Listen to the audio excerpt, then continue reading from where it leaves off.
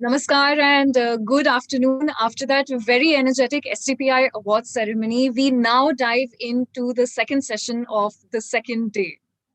The difference between good and great may be just one step, or perhaps that one extra mile. But in today's business environment, that extra mile seems to be rather long, extra long, I can say.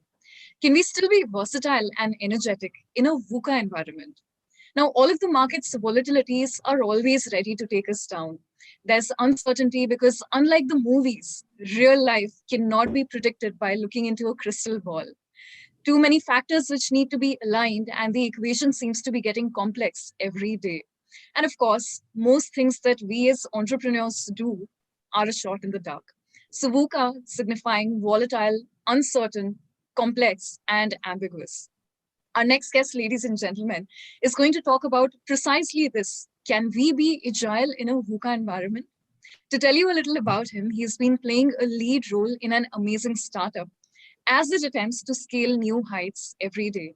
He has been a part of India's most amazing startup journeys, helping scale them from good to great.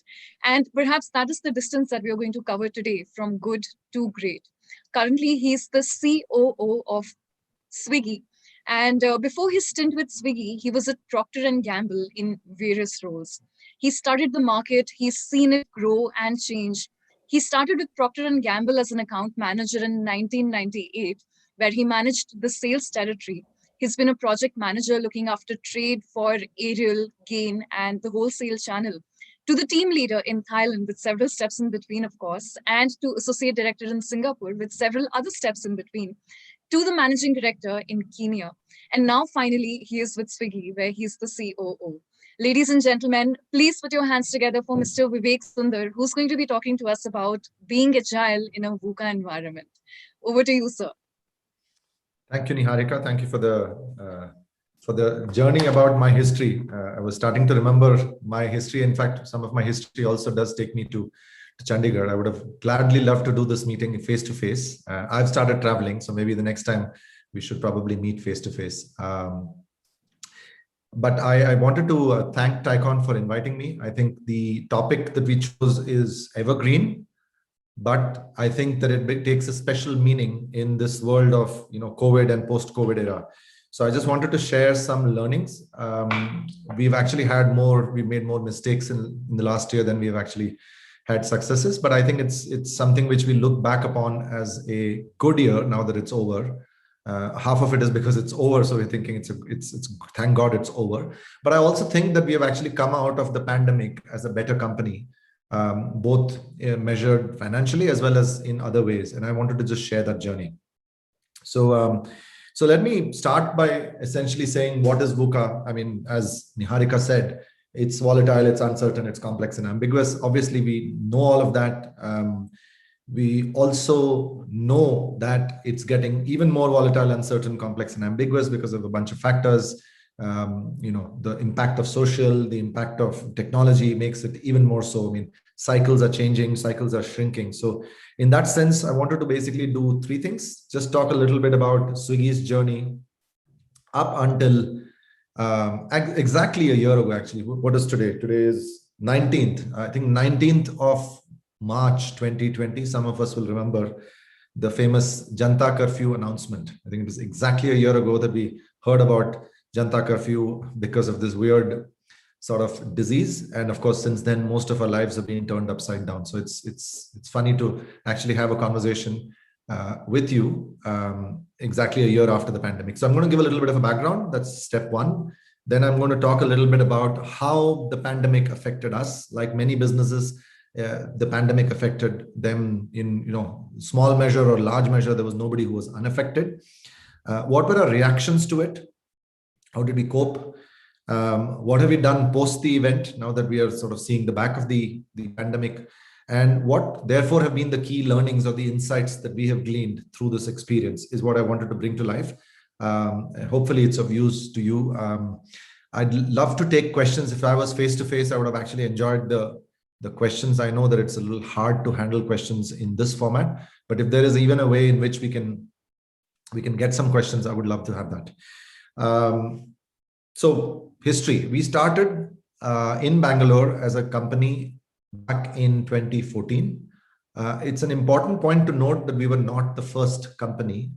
There is something called a first mover advantage and sort of an occupying of a space. But Swiggy was not the first. There were 40 food delivery startups throughout the 2013, 14, 15 era.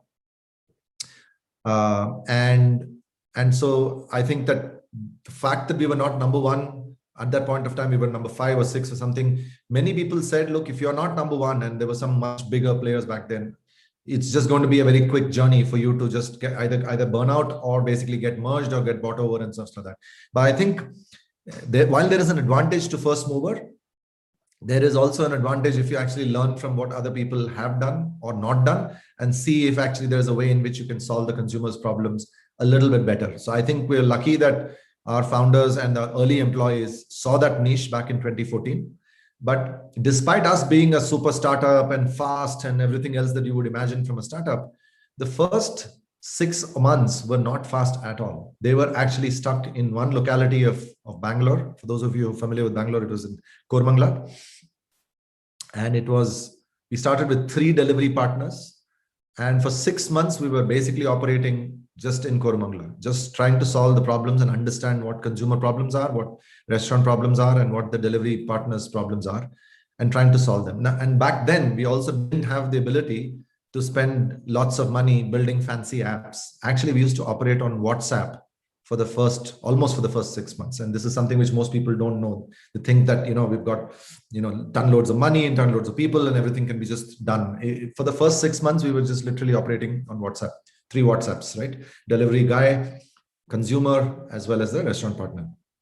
But what we found was back then, yeah, sure, you could order food from a very organized player like Domino's, and it would come very efficiently and very nicely.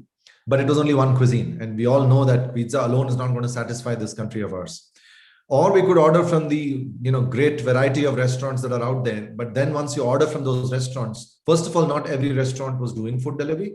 And secondly, if they were doing food delivery, it was through Ramu or Shamu, who's the sort of boy in the restaurant who's basically sent on a bike to go deliver. So it's a very sort of uneven experience. Sometimes the restaurant says, sir, log nahi hai, I can't send the product. Sometimes he sends it, but then you don't know where he is gone. So it was, restaurants delivering was a thing, but it was not causing something. It was, first of all, not available for all restaurants, and secondly, not available at all times. And thirdly, they had constraints. They would say that you have to place a minimum of 300 rupees of order, or you have to be within a 2-kilometer radius or stuff like that. So it was constrained. And we recognize that unless we crack these constraints, we're never really going to explode the market and create the category. So we decided to take it all in. We decided to say, let's make sure that we make all restaurants available, and it's not left to the vagaries of restaurant staff and restaurant availability and everything else. And so that was a big move, because before this, the food delivery platforms would send the orders to the restaurants and the restaurants would fulfill the orders. In fact, even our very able competitors, Zomato, used to do that. You could actually place an order with Zomato and they would fulfill the order through the restaurant stuff. So we insourced it, and then we threw technology at it. And the fact that we actually kept operations tight and kept it with us and made sure that we had technology helping provide that connection between the restaurant, the delivery partner, and the consumer meant that we were actually able to create what is called a very reliable service. Categories don't grow if you actually have unreliable service. They just kind of chug along. They really explode if there is a consumer need coupled with very good quality of service, or what we call customer experience. So back then, that was our history. And we were growing at that point of time pretty organically. In the first 4 years, we actually entered only about 10 cities. So Chandigarh had been entered. We had entered Chandigarh back then, but it was one of our top 10 cities that we had entered. So 4 years of the company, we have entered 10 cities. The process of entering 10 cities used to be very laborious, because you had to go to the city, go restaurant by restaurant and enlist them and bring them onto the platform, and then go and recruit the delivery boys and girls, bring them onto the platform, train both of them on how to use their respective apps. And once that was in place, then we would get the consumer to place the orders. That entire process would take 1.5 months. Obviously, the investors saw that this was a great business model. It was working already in the top 10 cities. And so they decided to give us what we call scaling funds. The next round of funding that we had was essentially to scale the product because there was clearly a good product market fit. By the way, Niharika, I know that the backend team can monitor live chat and keep pasting questions. I'm good. I don't mind getting distracted or disturbed with questions. So if there are questions, you can keep chatting them. I have a chat open, so we can do that. I might take them in the end or I might take them in the middle, but please feel free to paste questions here. And so coming back to what we were doing, we got the investors came in and said, look, we'd like to scale it. But they felt that this business, think about it, this is India back in 2017. They felt this business will probably go to 30, 40 cities, the state capitals and maybe the top 2 cities per state, something in that range, because they felt beyond that, a digital business doesn't really have a place to play. I think the good news is that we had very young people, so they didn't know the rules of what is possible, what is not. And some of it is just the pleasure of having young people who don't no because they haven't faced failure. So in that sense, they said, why can't this business be in much more than 50, 60 cities? Now, of course, there was a big debate. Where should we go? Should we not go? Will we make money there? Is there any revenue? Opening offices in so many cities is going to take time. So we said, look, we can keep debating and doing research till the cows come home, or we can choose an innovative way to assess what's the market potential.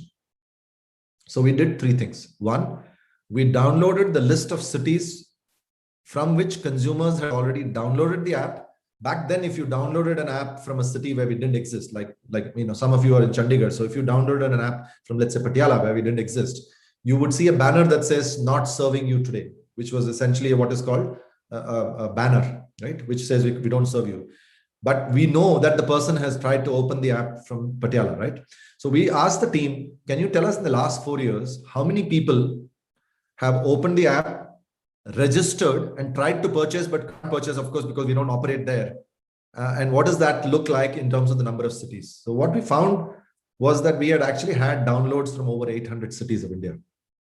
What's more, we had at least 5,000 consumers downloading from over 500 cities. So we were like, look, if 5,000 consumers have downloaded the app from city number 1 to city number 500, and sure, maybe after that it drops off, but there is clearly demand for this product. I mean, why would you download the app, register? You have to put your address when you after you download and you want to register. Some of you may be Swiggy customers, so you have to go and register. You have to put your phone number and your address if you're trying to basically order the food. And at that point of time, we would tell you, sorry, we don't serve you. So the fact that they had registered but not purchased was a very strong signal of high demand, not just downloads because anybody can download, but registered is a big sign.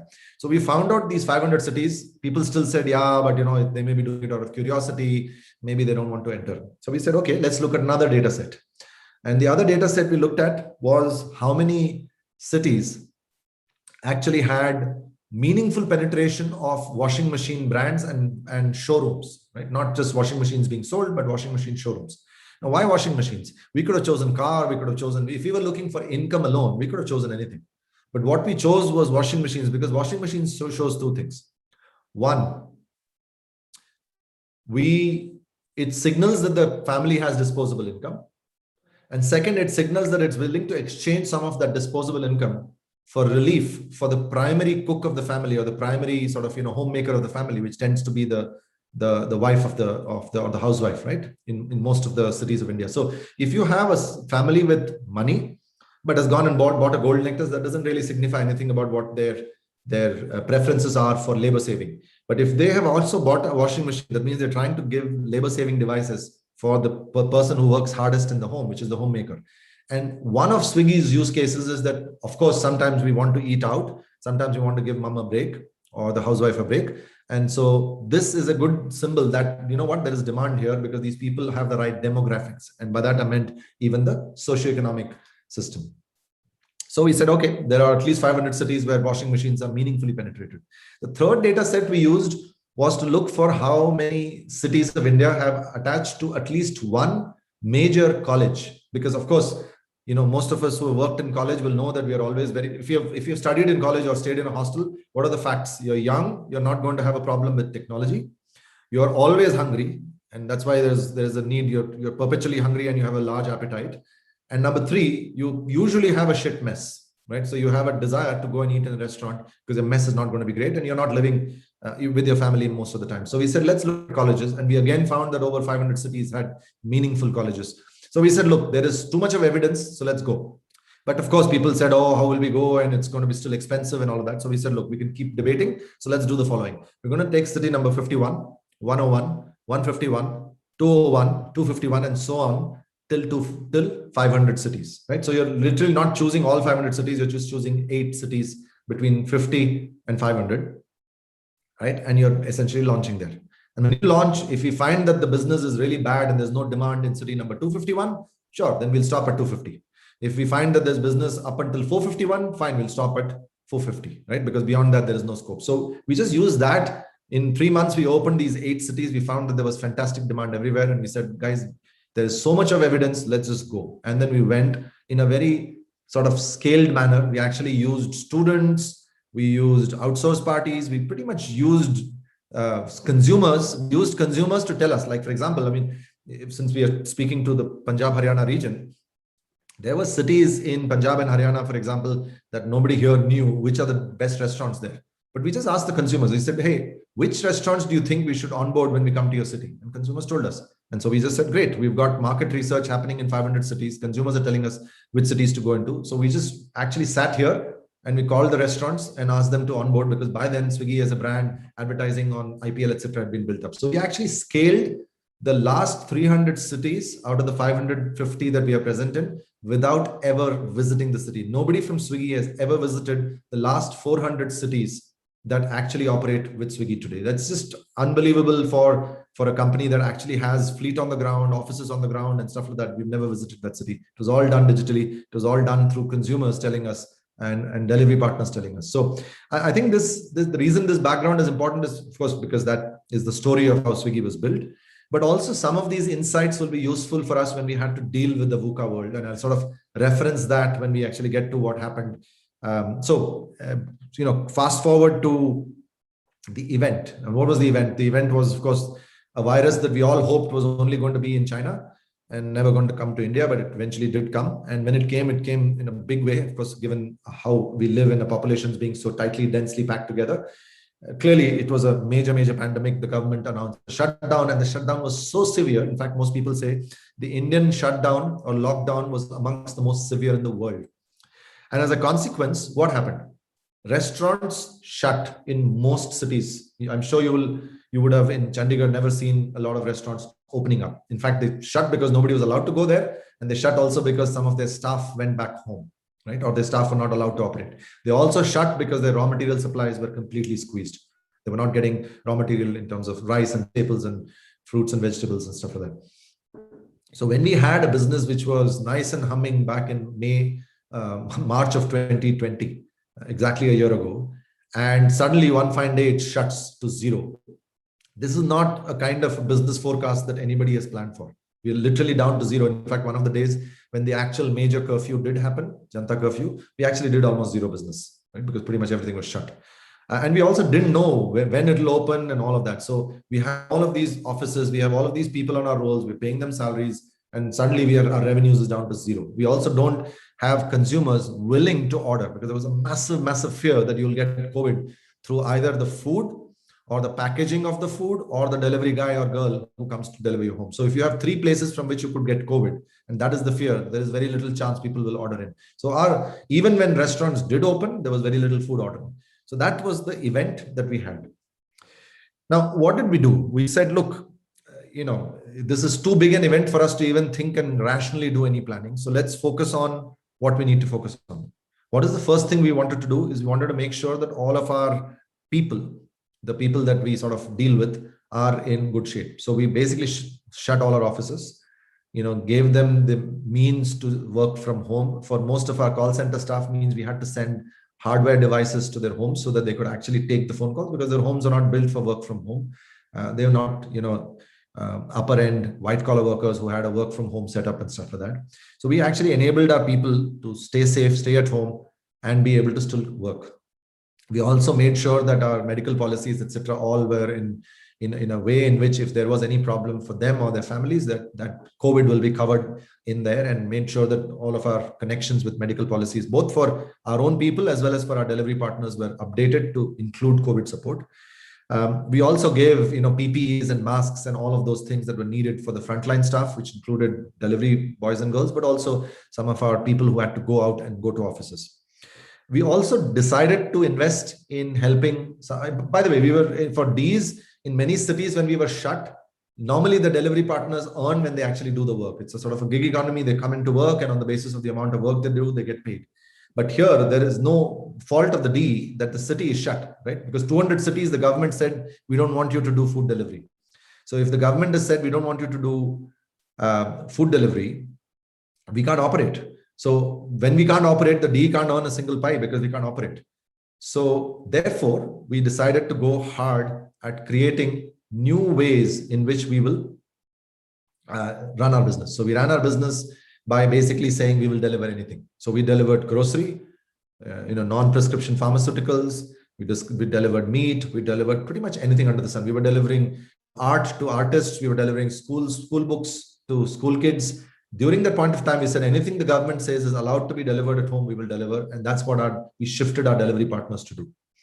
The second thing we did was to say, look, but we need to keep an eye out for the consumer. So we were doing daily stand-ups. Every day we had a meeting for 2 hours where we were understanding what consumer pain points are. And by the way, this included Saturday, Sunday. So literally for the first 6 months of the pandemic, we were doing everyday phone calls with the Ds, with the consumers, and understanding what their pain points are, which is why we were able to understand their pain points and very quickly go and enter into those pain point solutions like grocery, like school books, like Genie, and so on and so forth. So voice of the customer every day. And the third thing we did was to tell our investors that, look, don't expect us to do a financial forecast. There's so much uncertainty that the old financial plans are useless. So we shifted from annual plan to quarterly plan, and from quarterly plan to monthly plan. But even after some time, we started shifting to weekly plan, because every week we would get up and don't know which cities are open, which cities are not. So let's make a weekly plan. So we actually shifted the financial sort of rhythm to weekly financial plans and making sure that we were doing that. The net result of all of that is that we were actually able to survive, not just survive, but thrive. We got a lot of new businesses. We learned a lot on how to do grocery delivery and meat delivery and flowers and all of that. And as a result, we were amongst the people that lots of consumers said are a lifesaver during COVID. So when COVID reopened and we had the fear of lockdown, etc., coming down, we've actually find that we have a lot of new businesses that are left standing after the pandemic that actually now make us more than a food delivery player. So we went into the food delivery, we went into the pandemic as a food delivery player, and we came out of the pandemic as a food plus and a very varied player, which actually makes us a much better company in terms of our diversification after the pandemic. The other thing that it also gave us, it showed us that we can do a lot of things remotely. So we were able to onboard pretty much every restaurant, every grocery store remotely. So it's just given us it's given us a blueprint for how to work even more efficiently, leveraging technology than before. What it's also told us is that we can operate with far lower costs than before, both on the marketing side as well as on the operations side. And so it's made us financially much more attractive. So it's basically made us better on the financials, better as a business in terms of our diversity, and better also in terms of the way we are able to work with the partners. So I think the sort of key learning is, if you focus in terms of any crisis, if you focus on your people and make sure they're in good shape, and then focus on your strengths, which for us was technology, our operations, as well as our consumer centricity, and keep focusing on those three things, the daily stand-ups, the daily technology reviews, and the daily understanding of what's happening on the ground, we were able to pivot our company into what was needed back then, and then eventually come out of it a much better company. And I think that's the key. You've got to make sure that you focus on your people. You've got to leverage the people to focus on the customer. And if you use your people to focus on the customer and basically do that in an intense sort of a manner, dealing with the VUCA environment is much easier. So we were actually one of the companies that were sort of recognized across India as the people who actually not just survived but thrived in the pandemic and thrived post the pandemic. So that's sort of the story, the Swiggy story in a short time. I know that we are running out of time. I'm being told that the next session starts now in 2-3 minutes. So there are a few questions that I'll try to answer. how challenging was it to add grocery during the pandemic, and can we see that grocery delivery in futures? The answer is yes. In Chandigarh, we don't have it. We had added grocery in Chandigarh and then we pulled it back because, of course, the unlock happened. But we do have a grocery service now in 10 cities, and it will come to Chandigarh. So it's called Instamart. You should see it in Chandigarh soon.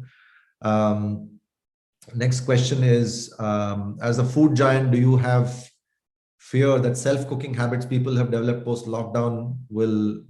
Well, here's the thing, right? People did do a lot of self-cooking, but we were providing the groceries for that. When you wanted your groceries for the pandemic, a lot of them were using Swiggy for that. So while they were not using Swiggy for the cooked food, they were using Swiggy for the raw material. And now that the unlock has happened and people have started coming back to offices and all of that, people have started ordering in as well, because of course now people are not cooking in as much. So I don't think we have a fear.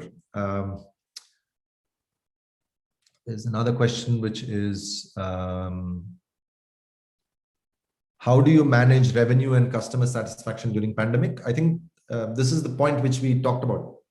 We really took our customer centricity to from a sort of weekly, monthly cycle of understanding what customers are feeling to a daily system, and it required me to spend 3:30 to 4:30 every day in my diary was customer time. I would actually have it every day for 6 months. I mean, it's after 6 months that my assistant took that meeting out of my diary. But until that point of time, every day I was hearing the voice of the consumer. And that's why we were able to manage satisfaction. Actually, customer satisfaction, as we measure it, is an NPS. Our NPS actually went up during the pandemic, even though we were not really able to service and serve everybody, because of course we had limited, in some places we were not allowed to operate, etc., etc. But even then, our customer satisfaction went up during the pandemic time. From a revenue point of view, I think we cut all the unnecessary expenses like marketing and discounts and stuff like that, and focused all our expenditure on the things that matter, the delivery partner side and the restaurant ecosystem, and therefore we were able to manage revenue and customer satisfaction during the pandemic. I guess I'm out of time, so I'll just ask the host if there's any final question, and then we can close. I think that will cover it all. Very insightful session. I enjoyed it very much. For all the attendees, that's it from sir. The next session has already started, so I request you all to end this meeting and enter the other room. Thank you again, sir. Thank you.